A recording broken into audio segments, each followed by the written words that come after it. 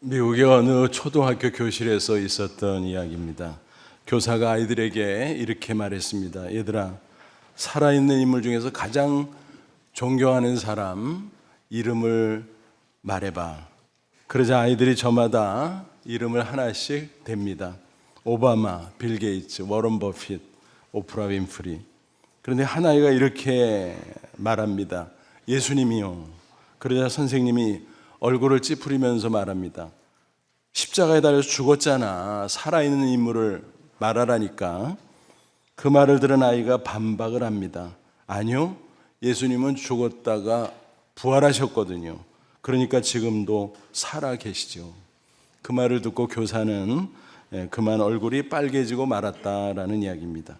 예수님 분명히 십자가에 죽으셨다가 부활하신 줄로 믿습니다. 그렇다면 여러분, 예수님의 살아 계심도 믿으시죠? 아멘입니다. 나와 함께 하심을 믿으시죠? 아멘이죠. 이런 신앙을 갖고 살아갈 때 우리는 비로소 승리의 삶을 살아갈 수 있는 것입니다. 아무쪼록 부활하신 예수님, 살아계신 예수님과 동행하며 어떤 상황 속에서도 꼭 승리하는 저와 여러분 되시기를 주님의 이름으로 축원합니다. 오늘 본문은 예수님께서 부활하신 후 승천하신 장면이 기록되어 있습니다. 19절을 보니까 주 예수께서 말씀을 마치신 후에 하늘로 올려지사 하나님 우편에 앉으시니라. 예수님께서 하늘나라로 올라가셔서 하나님 보좌 우편에 앉아 계시게 됐다라는 것입니다. 하지만 그곳에 한정되어 계신 것은 아닙니다. 그가 보내신 성령을 통해서 지금 여기에 우리와 함께 계시다는 사실입니다.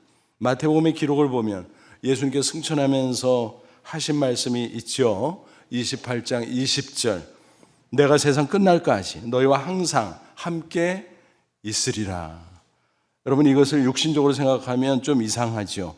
제자들에게서 멀어져 가시는데 계속 함께 있겠다. 그게 가능한가요? 가능하니까 말씀하신 거죠. 근데 이것을 육신적으로 생각하면 이상합니다. 예를 들어서 제가 저 밖으로 나가면서 여러분들과 제가 함께 늘 있겠습니다. 그러면 여러분이 뭐라고 생각하겠습니까? 아침에 뭘 잘못 들었나? 그렇게 생각하지 않겠습니까? 예수님만이 이 말씀을 하실 수 있는 겁니까? 뭡니까? 예수님께서 승천하신 후 성령을 보내주셔서 성령을 통해서 영적으로 임재하시겠다라는 그런 뜻입니다. 이런 사실은 십자가 지시기 전부터 진작 말씀하신 바가 있습니다. 요한복음 14장 16절, 내가 아버지께 구하겠으니 그가 또 다른 보혜사를 너희에게 주사 영원토록 너희와 함께 있게 하리니. 보혜사는 어떤 존재입니까? 곁에서 도와주는 분, 그런 뜻이에요. 예수님은 육신 입고 이 땅에 계실 때 공생의 3년 동안 제자들에게 보혜사로 곁에서 도와주셨습니다. 그렇죠?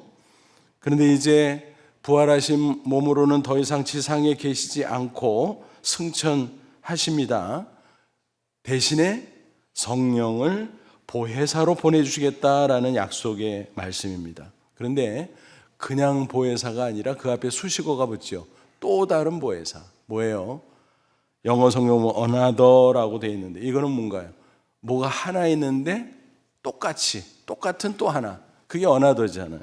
그래서 예수님 보혜사가 계신데 성령님도 또 다른 보혜사, 동일한 보혜사라는 것입니다.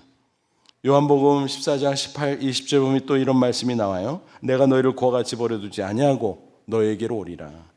그날이 언젠가? 예수님이 다시 오시는 날. 재림? 여기서는 아니에요. 성령 강림을 가리킵니다.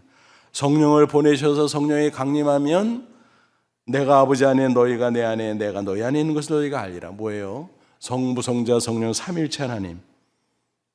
그래서 삼위일체 하나님이 함께 역사하시죠. 그러면서 너희가 내 안에 내가 너희 안에. 뭐예요? 예수님이 성령을 통해서 함께 주신다는 거예요. 그리고 신비로운 연합을 이루어 주신다는 거예요. 그러니까 예수님은 부활하신 몸으로는 멀리 천국에 올라가셨을지 모르지만 성령을 통해서 항상 우리와 함께 해 주시는 것입니다. 이게 바로 성령을 통한 영적 임재인 것입니다. 이 말씀의 뜻을 잘 깨닫게 된 제자들 어땠나요? 예수님께서 승천하실 때 전혀 섭섭해하지 않았습니다. 전혀 슬퍼하지 않았습니다. 누가복음 24장 51절 53절 승천 기록 좀 더 자세히 되어 있는데 보면 이렇게 되어 있어요. 축복하실 때 그들을 떠나 하늘로 올려지시니 그들이 그에게 경배하고 큰 기쁨으로 예루살렘에 돌아가 늘 성전에서 하나님을 찬송하니라. 예수님과 헤어졌어요. 이별한 거예요. 근데 뭐라 그랬어요? 헤어지면 슬퍼하는 게 상례잖아요. 근데 이상하게 제자들은 큰 기쁨이 있었대요. 여러분 왜 그랬을까요?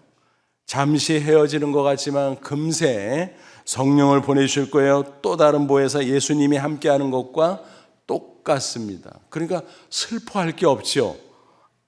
섭섭할 게 없죠. 오히려 기쁜 것이죠.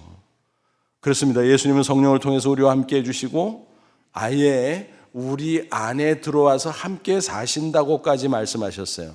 그걸 가리켜서 뭐라 그런다고요? 성령의 내주라고 말합니다. 로마서 8장 9절 14절은 증거합니다. 만일 너희 속에 하나님의 영이고 하시면 하나님의 영 성령이죠. 너희가 육신에 있지 않냐고 영이 있나니 영적인 사람이 된다는 거예요. 누구든지 그리스도의 영이 없으면 성령이죠. 삼일체 하나님이니까 성령은 하나님의 영이기도 하고 예수 그리스도의 영이기도 합니다. 그리스도의 영 성령이 없으면 그리스도의 사람이 아니라 무슨 얘기예요? 예수 믿고 구원받은 그리스도인이라면 당연히 예수님이 성령을 통해서 그 안에 들어가서 함께 사신다. 성령의 내주를 가리키는 것입니다. 만약 그게 아니면 그 사람은 구원받지 못한 것이죠. 그리스도인이 아니죠. 무릇 하나님의 성령으로 인도함을 받는 그들은 곧 하나님의 아들, 자녀라.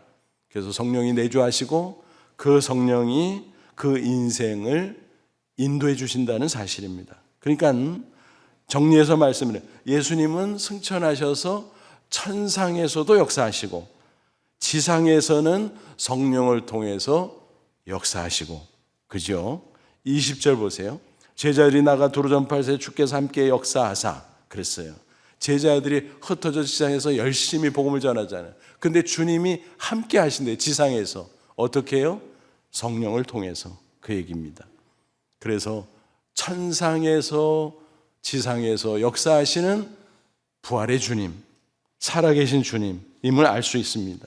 사도행전을 보면 이런 사실이 역력히 나타나요. 여러분 사도행전을 잘 관찰하면서 한번 정독을 해보세요. 사도행전이 뭐예요? 사도들의 행적을 기록한 거죠. 사도들이 흩어져서 여기저기서 복음을 열심히 전해요. 근데 곳곳에 뭐라고 기록되어 있냐면은 주님께서 함께하는 그런 내용이 나와요. 하나님 모자 우편에서. 그죠? 스데반이 순교할 때도 주님께서 하나님 모자 우편에서 벌떡 일어나셨잖아요. 스데반을 영접하기 위해서. 그죠? 그러니까 항상 내려다보고 함께 하신다는 얘기예요. 그뿐 아니라 예수의 영, 주의 영 이런 표현들이 나오면서 성령이 사도들과 함께하는 것을 사도행전은 곳곳에서 기록을 하고 있습니다. 그러니까 사도행전, 사도들 행적을 기록한 책인데 자세히 보니까 예수님의 역사하심을 기록한 책이기도 하네? 맞습니다.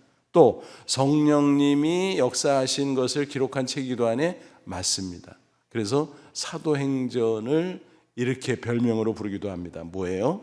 예수행전, 성령행전. 사도행전은 예수행전, 성령행전이기도 하다라는 것입니다. 그러므로 이제 살아계신 예수님이 성령님을 통해서 나와 함께 하신다는 사실 꼭 믿으시기를 바랍니다. 예수님은 천상에서 지상에서 역사해 주십니다. 그래서 우리의 삶 가운데 놀라운 능력의 역사로 나타내 주실 줄로 믿습니다. 그러면 구체적으로 살아계신 예수님이 우리와 함께 해주시면 그 증거로서 어떤 현상들이 일어날까요? 그게 바로 믿는 자에게 나타나는 표적이에요. 17절 보세요. 믿는 자들은 이런 표적이 따르리니 그랬어요. 살아계신 예수님을 믿고 함께 하면 표적이 나타난다. 표적은 겉으로 드러나는 증거예요. 그래서 영어 성경 보면 사인이라고 번역하고 있습니다. 그러니까 살아계신 예수님을 모시고 함께 살아가다 보면 저절로 겉으로 표적, 증거들이 막 나타나요. 아, 저 사람 예수 믿는구나. 확실하다. 그 증거가 나타난다는 거예요. 이런 말이 있어요, 여러분. 사랑과 냄새는 숨길 수가 없다. 그죠? 연애하는 사람 보면 어때요? 괜히 희죽 웃어요. 티가 나. 그죠? 냄새. 아무리 안 풍기려고 해도 다 드러나게 돼 있어요. 그죠? 그와 마찬가지로 믿음도 숨길 수가 없는, 티가 나게 돼 있어요. 참 믿음은 살아계신 예수님과 함께 하는 거잖아요. 그러니까 내 속에 성령을 통해서 예수님이 함께 하니까 놀라운 역사들이 나타날 수밖에 없다라는 거예요. 그게 바로 예수 믿는 사람, 살아계신 예수님과 함께 하는 사람들의 나타나는 표적인 줄로 믿습니다. 그러면 그 표적에는 어떤 것들이 있을까요? 오늘 본문 그리고 앞에 몇 구절을 쭉 관찰해 보면 5가지가 소개되어 있어요. 그러니까 살아계신 예수님을 믿는 자의 표적 5가지, 5대 표적입니다. 영적인 권세를 행사할 수 있어요. 또 새 방언을 말해요. 또 절대 보호를 받아요. 그리고 치유의 역사가 나타납니다. 그리고 또 하나 복음의 증거가 이루어지게 됩니다. 하나씩 살펴볼게요. 첫째, 영적 권세를 행사할 수 있습니다. 17절 중간 보니까 곧 그들이 내 이름으로 귀신을 쫓아내며, 여러분 빛이 임하면 어둠은 물러나죠. 똑같습니다. 영적인 세계도 예수님을 모신 사람은 악한 영을 쫓아낼 수 있어요. 괴수인 원수 사탄, 그리고 그 졸개인 귀신들, 예수님 이름으로 얼마든지 쫓아내는 권세를 우리가 행사할 수 있다라는 거예요. 어느 목사님의 간증이에요. 소년 시절 동네에서 구판이 벌어졌답니다. 동네 사람들이 다 나와서 구경을 하고 있는데 그 틈에 끼어서 같이 구경을 하고 있는데 너무 신기하기도 하고 무서운 거예요. 왜냐하면 귀신 들린 무당이 작두를 타는 거예요. 야, 어떻게 버선발로 그 날카로운 작두 위에 뛰냐? 야, 신기하다. 그러고 있는데 갑자기 멈추는 거예요. 그러더니 작두에서 내려오더니 소년 앞으로 뚜벅뚜벅 걸어오는 것입니다. 그 앞에 멈추더니 소리를 지르는 겁니다. 이 예수쟁이 때문에 굿이 안 되잖아. 썩 물러가. 어린 소년이었지만 영적인 세계가 존재함을 느꼈습니다. 그리고 함께 구경하던 동네 사람들이 수군수군했습니다. 야, 제 예수 믿는데 예수가 센가 봐. 여러분, 예수님의 권세가 얼마나 큰지 소년이었지만 절실하게 깨달았다는 것입니다. 그것이 그의 신앙의 큰 기초가 되었다는 간증입니다. 여러분, 기억하십시오. 악한 원수 사탄과 그 졸개인 귀신은 사람 속에 들어가서 역사하게 돼요. 그게 귀신 들린다고 하는 거죠. 그런데 상당한 경우에는 외적으로 인간의 생각 또 감정에 교묘히 역사하고 영향력을 끼칩니다. 그래서 우리에게 걱정, 근심, 두려움, 미움 등 나쁜 생각, 나쁜 감정을 유발시키고 충동질을 합니다. 그래서 스스로 잘못된 길로 빠져서 망하도록 역사하는 것입니다. 하지만 예수님께서 나와 함께 하시고 내가 예수님의 이름으로 기도하면 얼마든지 악한 원수 사탄과 귀신을 대적하고 쫓아내고 승리하게 된다는 사실입니다. 사도 베드로는 많은 체험의 기초에서 이렇게 증거했습니다. 베드로전서 5장 8절 9절 근신하라 깨어라 너희 대적 마귀가 오는 사자같이 두루다니며 삼킬 자를 찾나니 너희는 믿음을 굳건하게 하여 그를 대적하라. 예수 이름으로 악한 사탄과 귀신이 쫓겨나간다라는 것입니다. 승리 확신을 가지라라는 것입니다. 암조로 살아계신 예수님을 믿는 나에게 이런 영적 권세가 있음을 확신하고 당당히 승리하시기를 축원합니다. 살아계신 예수님을 믿는 자의 둘째 표적은 새 방언을 말하는 것입니다. 17절 하반절 보면 새 방언을 말하며 그랬습니다. 그러니까 살아계신 예수님과 함께하면 방언이 나온다는 거예요. 여러분, 성경에 나오는 방언은 두 가지예요. 하나는 외국어 방언, 만국 방언이에요. 이 지상에서 실제로 사용하는 그런 말을 하게 된다라는 거예요. 사도행전 2장 보면 오순절에 성령이 강림할 때 사도들이 어때요? 성령 충만함을 받죠. 그러니까 용기가 생겨서 밖으로 나가서 막 복음을 증거하는데 놀라운 일이 벌어졌어요. 뭐냐 하면 그 당시에 오순절 절기를 지키기 위해서 사방에서 몰려왔어요. 사람들이 국내에서도 그리고 해외에서도. 그러니까 각 지역에서 왔기 때문에 쓰는 말이 다 달라. 근데 신기하게 제자들이 그 사람들의 나라, 지역의 언어로 막 말하는 거예요. 자기 말이 아닌데 신기한 일이 벌어진 거예요. 그래서 어떤 사람은 빈정거리면서 저 뭐야? 낮술 먹었어? 새술에 취했구만. 그렇게 말하기도 했습니다. 이게 뭘까요? 창세기 11장 보면 바벨탑 사건을 계기로 인류가 흩어졌고 언어가 혼잡게 됐잖아요. 언어가 불통됐잖아요. 그죠? 그런데 성령께서 역사하심으로 말하면 그걸 통합시킨 거예요. 그래서 복음으로서 하나로 만드는 그것을 예표하는 이적이 바로 이 오순절 방언의 놀라운 역사였습니다. 만국 방언. 근데 신기하게도요, 요즘에도 선교제 같은 데서 희귀하지만 이 만국 방언을 하는 경우가 있다는 것입니다. 제 신학교 동기동창 목사님이 그런 증언했습니다. 뭐 저한테 거짓말은 안 했겠죠, 그죠? 어떤 사역자를 봤는데 자기가 배우지도 않은 외국어를 막 구사를 하더래요. 그래서 야, 이건 뭐야 이게? 만국 방언이죠. 어떤 사람들은 아유, 만국 방언은 오순절 그때 하고 지금은 없어. 근데 여러분 전능하신 하나님이 원하시면 하게 하는 줄로 믿습니다. 희귀하지만 야, 우리도 이런 거 받으면 좋겠다 싶죠? 특히 영어 같은 거 받으면 좋잖아요. 근데 안 주세요.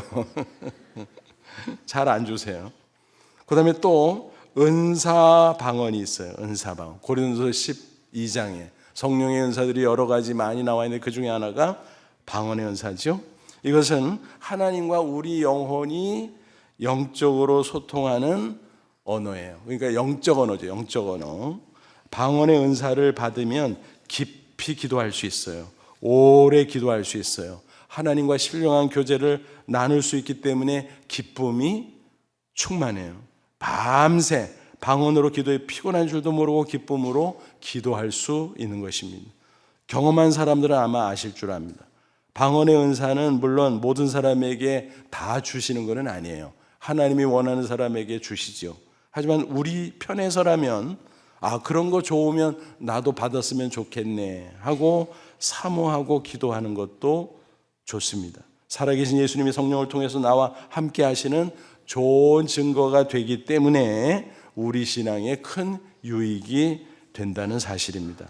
그 외에 우리가 예수님과 함께 하면서 언어 생활이 변화되는 것을 체험하는데 넓은 의미에서 그것도 새 방언이라고 말할 수가 있습니다.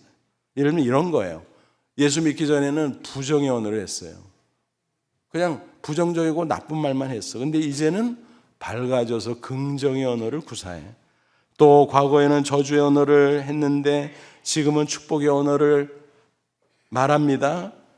과거에는 사망의 언어, 남을 짓밟고 죽이고 그런 언어를 구사했는데 이제는 사람을 살리는 생명의 언어를 구사하게 됐습니다. 예를 들면 감사합니다, 사랑합니다, 잘했습니다, 괜찮습니다, 미안합니다, 이런 좋은 말들을 구사하게 됐다라는 거예요. 살아계신 예수님의 성령을 통해서 우리를 변화시키기 때문에 나타나는 놀라운 표적인 것입니다. 아무쪼록 살아계신 예수님과 동행하면서 새 방언을 말하는 기쁨을 누리시기를 축원합니다. 살아계신 예수님을 믿는 자의 셋째 표적은 절대 보호를 받고 사는 것입니다. 18절 보면 뱀을 집어 올리면 무슨 독을 마실지라도 해를 받지 않으면 뱀을 집어도 괜찮아? 독을 마셔도 멀쩡해? 그렇다는 거예요. 그런데 주의사항이 있어요. 일부러 예수님을 시험할 목적으로 하면 안 된다라는 거예요. 야, 이 진짠가 한번 시험해 볼까? 그러면 안 된다는 거예요. 그러면 오히려 사고가 나고 또 본인도 크게 손해보고 하나님의 영광을 가릴 수도 있다는 것입니다. 그래서 유의해야 돼요. 미국의 이단 종파 가운데 에팔레치아라는 이단이 있습니다. 미국 동부에서 성행했던 이단인데 그들은 이런 의식을 거행해요. 일부러 뱀을 막 만져요. 괜찮나? 괜찮다는 거예요, 자기들은. 그리고 막 몸에 막 휘가 막 과시하는 거죠. 우리는 예수님이 함께해서 우리는 놀라운 능력을 나타내 봐, 뭐 이런 거죠. 근데 그러다가 뱀에게 물려 죽는 사고가 빈발한다는 것입니다. 멍청한 짓이죠. 일부러 그래서는 안 된다 그랬잖아요. 비성경적인 이단의 소행인 것입니다. 오늘 이 말씀은 뭐냐 하면 그럼 혹시 잘못해서 뱀에 물렸거나 또 혹시 모르고 독을 마셨거나 그런 특별한 위기 상황이 있을 때 하나님께서 성령을 통해서 극적으로 보호해 주실 수 있다라는 거죠. 그러니까 일부러 그런 게 아니에요. 그런 상황이 벌어졌을 때 성령으로 간섭하시고 보호해 주실 수 있다는 것입니다. 실제로 그런 사례가 있었잖아요. 사도행전 28장 보면 사도 바울이 배를 타고 가다 난파되어서 멜리데 섬에 상륙을 하죠. 원주민들이 자비를 베풀었어요. 이렇게 불을 쪼이도록 모닥불을 피워주고 막 이랬어요. 근데 조금 더 나무를 얹어야 되겠다 그러고 한 줌을 이렇게 올려놓는데 이제 그 속에 숨어있던 독사가 사도 바울의 손을 꽉 깨물어 버렸어요. 그러니까 지켜보던 원주민들이 깜짝 놀랐어요. 저 사람 무슨 죄 졌구나. 신이 노했구나. 저 사람 조금 있으면 죽는다. 왜냐하면 독사의 무서움을 알거든요. 그 맹독이 퍼지면 금세 죽을 텐데 근데 아무리 기다려도 죽질 않는 거예요. 멀쩡한 거예요. 그러니까 이 사람들이 놀래가지고 사도 바울에게 엎드려 절하고 신이다. 신은 무슨 신이냐? 나는 하나님의 종이다. 예수 그리스도 하나님의 아들 구주다. 복음을 전했어요. 그리고 기도하고 안수하고 그러니까 질병이 치유되는 놀라운 이적도 행했어요. 그러다 보니까 원주민들의 마음이 활짝 열려가지고 회개하고 예수 믿는 놀라운 일이 있었습니다. 그래서 이 멜리데 섬이 크게 복음화가 됐습니다. 이 멜리데 섬이 지금 어딜까요? 몰타예요. 몰타. 그래서 몰타 섬은 그 주민들이 거의 다 예수를 믿어요. 복음화율이 아주 높죠. 이거 볼 때 야, 뱀을 만졌지만 멀쩡했네. 하나님께서 약속의 말씀을 이루어 주셨잖아요. 오래전 아프리카의 선교사님이 청년들을 데리고 현지인 청년들을 데리고 수련회를 개최했어요. 그래서 며칠 동안 진행이 되는데 그 동네에 기독교의 반감을 가진 무슬림 청년들이 골탕을 먹이려고 몰래 우물물에 독을 풀었어요. 큰일 난 거죠. 근데 어떤 일이 벌어졌을까요? 여러 날이 지나고 수련회는 끝났는데 아무 일도 일어나지 않는 거예요. 그러니까 그 동네 청년들이 오히려 겁이 났습니다. 도대체 뭐지 이게? 이 사람들이 뭐지? 예수가 어떤 존재지? 그래서 고민하다가 선교사님을 찾아와서 무릎을 꿇고 이실 직고했다는 것입니다. 그래서 복음을 전했고 그들도 마음을 열고 회개하는 가운데 예수님을 영접하게 되었다는 것입니다. 그 일을 계기로 그 무슬림 마을이 복음화되는 놀라운 역사가 있었다는 간증입니다. 아무쪼록 예수님의 절대 보호를 확신하고 어떤 위기 상황에 처해도 두려워 말고 당황하지 말고 담대하게 기도함으로 꼭 승리하시기를 축원합니다. 살아계신 예수님을 믿는 자의 넷째 표적은 치유의 역사가 나타나는 것입니다. 18절 하반절 보면 병든 사람에게 손을 얹은 즉 나으니라. 이런 일은 과거에도 있었고 현재도 있었고 앞으로도 얼마든지 일어날 수 있는 일입니다. 예수님은 공생애 중에 그렇게 하셨잖아요. 이 땅에 계실 때 많은 사람에게 안수하면서 병을 고쳐줬어요. 또 어떤 경우는 그냥 말씀을 선포함으로 그 능력으로 병을 고쳐주시기도 하셨어요. 그럼 오늘 우리는 어떻습니까? 예수님이 육신적으로 우리와 함께하지 않아도 성령을 통해서 함께하니까 우리도 똑같아요. 예수님의 이름으로 안수하면 치유의 역사를 이룰 수 있어요. 또 굳이 안수를 하지 않아도 말씀을 선포하고 기도하면 얼마든지 치유의 역사를 경험할 수 있다라는 것입니다. 여러분, 하나님께서 우리의 질병을 치유해 주시는 방식이 크게 두 가지예요. 하나는 일반 은혜의 방식이고 다른 하나는 특별 은혜의 방식입니다. 일반 은혜의 방식은 의학을 통한 것이에요. 민간요법도 포함되겠죠. 그래서 신불신을 막론하고 인간에게 주신 지혜를 가지고 만들어낸 의학을 통해서 치유받게 하는 것입니다. 하나님의 은혜죠, 그것도. 그죠? 그래서 아프면 약국 가고 병원 가고 의사의 진단을 받고 다 좋은 것입니다. 다만 의학은 수단일 뿐이기 때문에 치유해 주시는 분은 어디까지나 하나님 자신이기 때문에 우리가 기도하면서 의학을 사용해야 된다는 것은 꼭 명심해야 될 것입니다. 또 하나님께서 성령을 통해서 직접 치유해 주시는 것이 특별 은혜의 방식으로 뭐예요? 그걸 가리켜서 신유라고 말합니다.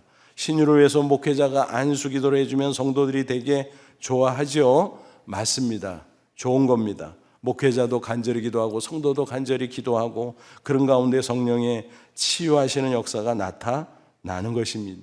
하지만 굳이 안수를 안 해도 말씀을 선포하며 기도하면 치유 역사가 나타날 수 있고 심지어 멀리 떨어져 있어도 기도하면 치유 역사가 얼마든지 나타날 수 있다는 사실입니다. 왜 그런가요? 살아계신 예수님은 성령을 통해서 언제 어디서나 우리와 함께 하시기 때문에 그런 것입니다. 코로나 팬데믹 기간 중에 정말 답답한 일이 많았습니다. 그 중에 하나는 뭐냐면 성도들이 아프다는 소식을 들었는데 보통 때 같으면 어때요? 득달같이 신방을 가잖아요. 병원으로 가든 가정으로 가든. 그래서 말씀 드리고 기도하고 필요하면 안수하고 그러는데 그게 불가능하잖아요. 대면 금지, 병원마다 다 면회 금지. 그러니까 발을 동동 구르는 거죠. 너무너무 답답했어요. 본인도 답답했겠죠. 그런데 가만히 생각해 보니까 답답할 게 없어. 왜요? 예수님은 성령을 통해서 언제 어디서나 함께 하시거든요. 예수님의 이름으로 기도하면 시공을 초월해서 역사하실 수 있거든요. 가만히 제 사역의 방식, 기도 방식을 살펴보니까, 생각해 보니까 코로나 이전에는 그냥 자유롭게 대면하니까 전화할 때도 집사님 거기 아프시다고요? 예, 내가 내일 찾아뵐게요. 병원으로 갈게요. 그래서 그냥 가는 거예요. 그리고 전화를 끊는 거예요. 기도를 안 하고. 왜? 금방 갈 거니까. 물론 이제 개인 기도 시간에 기도를 하기는 하죠. 근데 가만히 생각해 보니까 대면하지 못하고 접촉하지 못하지만 전화로 기도할 수 있잖아. 오히려. 그러니까 그 전에 안 하던 전화 기도가 열린 거예요. 그래가지고 멀리 떨어져 있지만 만날 수 없지만 면회가 안 되지만 전화로 말씀드리고 전화로 기도하고 그럴 때 성도들이 치유되는 여러 케이스가 있었다는 사실입니다. 너무너무 감사했습니다. 그래서 제가 이거는 안수 기도가 아니라 접촉이 연결된 무선 기도, 와이어리스 프레어, 그리고 안수하지 않는 무선 기도다. 제가 스스로 이름을 붙이면서 웃었어요. 여러분 그렇습니다.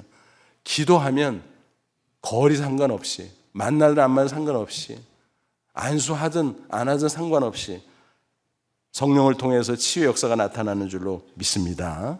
한 번은 제 딸에게 이런 일이 있었어요. 코로나 팬데믹 초기인 2020년 4월이었는데 그때 이제 우리나라도 막 바짝 긴장하고 막 전전긍긍하고 있을 때, 근데 그때까지 아직 진단 키트 그런 것도 없고 당연히 백신도 없고 치료제 더더욱 없고 그럴 때요. 겨우 마스크 쓰고 조심조심하고 막 그렇게 할 때인데 저 건너 미국은 마스크를 안 쓰잖아요, 이 사람들이. 그러니까 대책이 없는 거예요. 코로나 걸리면은 그냥 사망자가 막 속출했습니다. 가장 센 곳이 어디냐면은 뉴욕의 브루클린. 제 딸이 거기 살고 있었거든요. 게다가 아기를 그때 2살짜리를 데리고 있었거든요. 코로나가 창궐하고 난리가 났으니까 겁나서 그냥 막 그러고 긴장하고 있었어요. 근데 매스컴에서 TV 보니까 뉴스 나오는데 막 너무너무 코로나 사망자가 속출해가지고 감당이 안 돼. 영안실이 태부족해. 그래서 냉동 트럭에 막 이렇게 시신 쌓아놓는 거 여러분 그거 보신 거 기억나세요? 그게 브루클린이에요. 야, 큰일 났어요.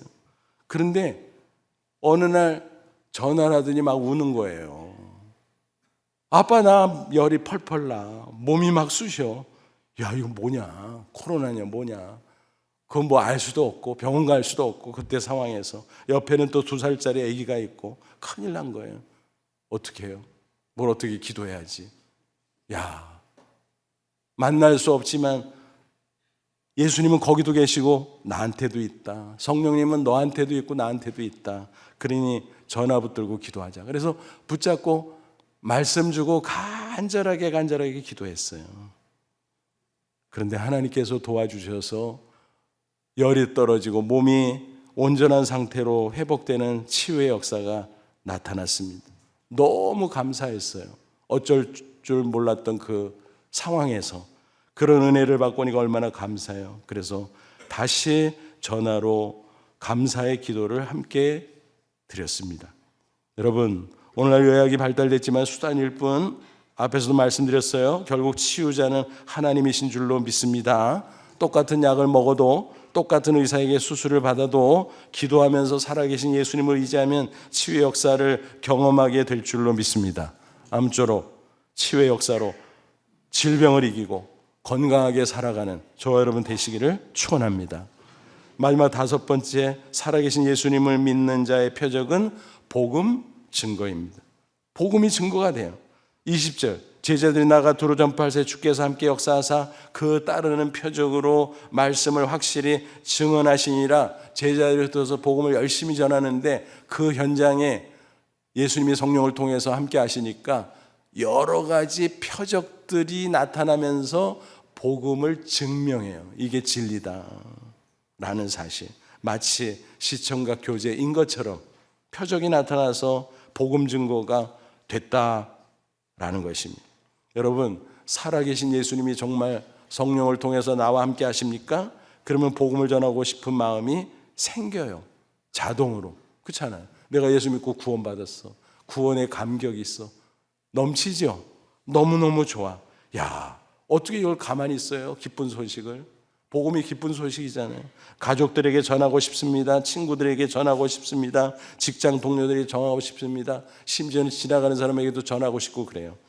그게 성령님이 함께하는 증거예요. 그래서 복음을 전하죠. 그러면 함께 하시면서 놀라운 표적을 나타내 주시는 것입니다.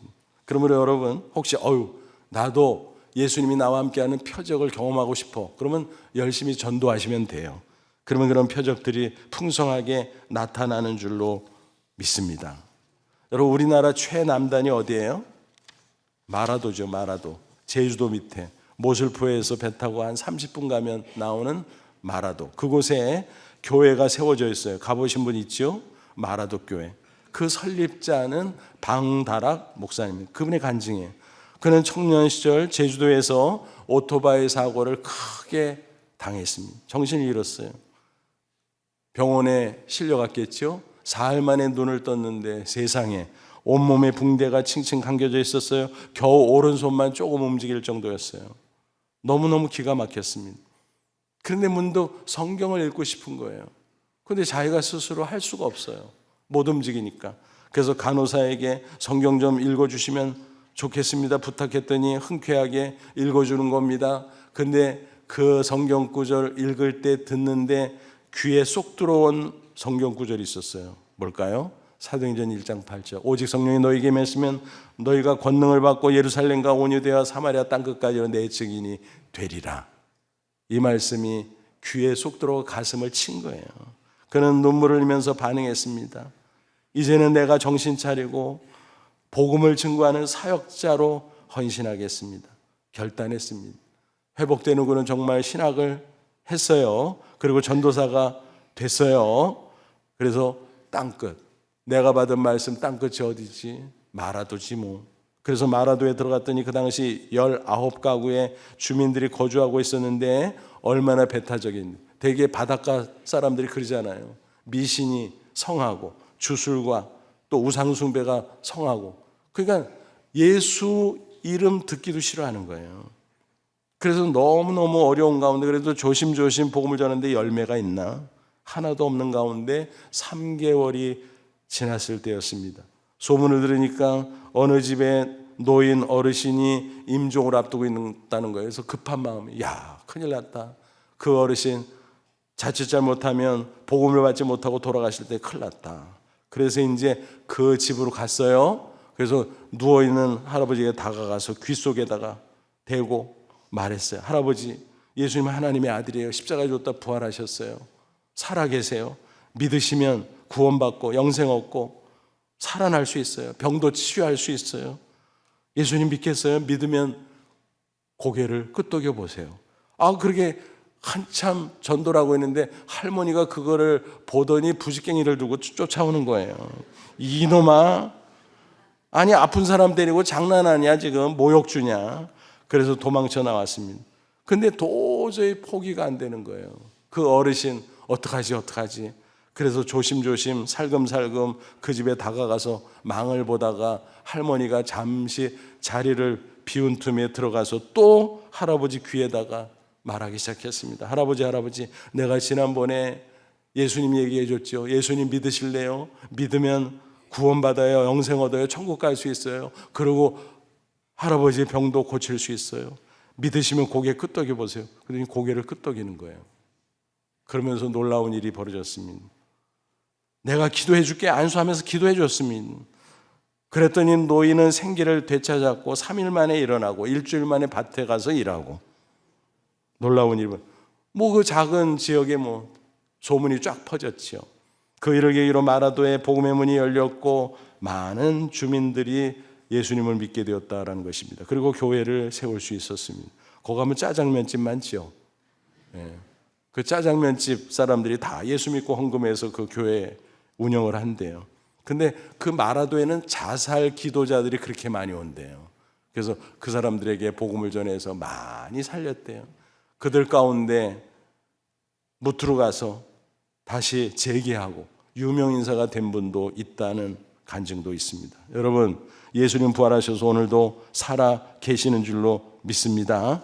부활의 몸으로 승천하셨지만 성령을 통해서 지금 여기에 우리와 함께 계십니다. 그러므로 예수님은 천상에서 지상에서 역사하십니다. 성령을 통해서 암적으로 이런 사실을 확신함으로 놀라운 표적을 체험하시고 승리의 삶 그리고 증인의 삶을 살아가는 저와 여러분 다 되시기를 주님의 이름으로 축원합니다. 기도하겠습니다. 이 말씀 붙잡고 기도하죠. 하나님, 그렇습니다. 우리 예수님이 하나님의 아들이지만 십자가에 내 죄를 대신 짊어지고 죽었다 부활하시고 승천하신 후에 몸으로는 나와 멀리 떨어진 것 같지만 성령을 보내사 보혜사로 나와 함께 하심을 믿습니다. 언제 어서 무엇을 하든지. 그래서 놀라운 표적을 나타내 주심을 감사합니다. 영적 권세를 주시고 새 방언을 말하게 하시고 또 절대 보호의 축복을 주시고 치유 역사를 이루시고 나를 통해서 복음을 증거케 하심을 감사합니다. 이 놀라운 사실을 확신하면서 당당하게 승리하는 저희들 되게 해 주옵소서. 우리 다 같이 간절한 마음으로 잠시 기도합니다. 하나님 아버지 은혜와 사랑을 진심으로 감사합니다. 이제는 주의 말씀으로 우리를 새롭게 하시고 격려하시니 감사합니다. 성령 충만하게 하시고 확신 가운데 주님 의지하며 천상에서 사역하시는 주님, 지상에서 사역하시는 주님을 체험하며 날마다 승리하며 기뻐하며 살아가는 저희를 다 되게 해 주옵소서. 예수님의 이름으로 기도하옵나이다. 아멘.